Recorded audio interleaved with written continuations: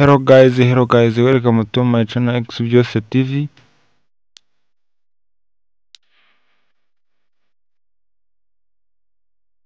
Tugiye kubereka uko wakoresha internet y'ubuntu udakoresheje application, udakoresheje na megabyte.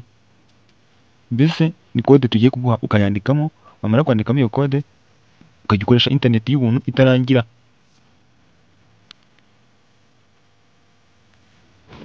Mbere yuko tubikwereka, reka nkubutse gukanda subscribe, ukande like, no muri comment wandikemo niba byakoze, kuko numara kuyibona ko byakoze. Internet y'ubuntu ikora muri telefone zose. Icyo ukora uramanura mbere na mbere, numara kumanura ufungure data, mbere na mbere icyo nakora no gufungura data. Numara gufungura data ukande ku kadege, numara gukanda ku kadege, akadege kakajyamo, uhita wongera uzamure,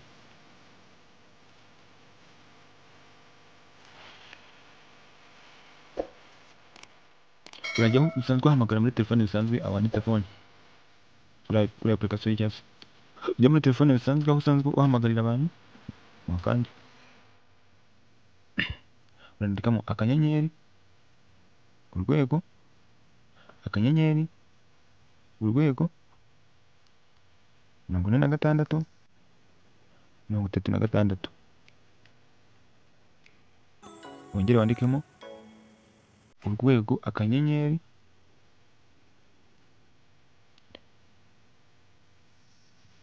urwego akanyenyeri. Ukimara kwandika, ukimara kubyandikamo ibyo ngibyo, telefone ubwayo irahita ikugeza aho wanditse testing.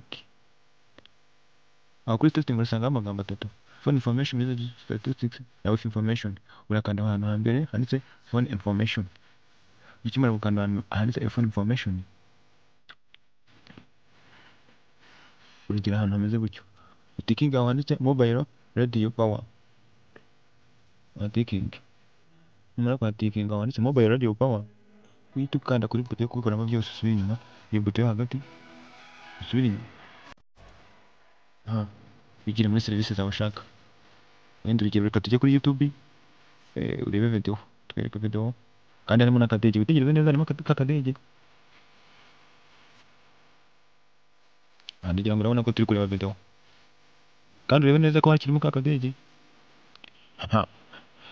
Icyo nakwibutsa ni uko wakikanda subscribe, ubundi ukajya ukurikirana ubuhanga bwo X Byose TV tubagezaho.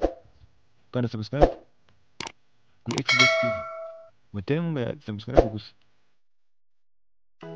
X Byose TV, ibuka gukanda subscribe, ukanda no kuri iyo nzogera.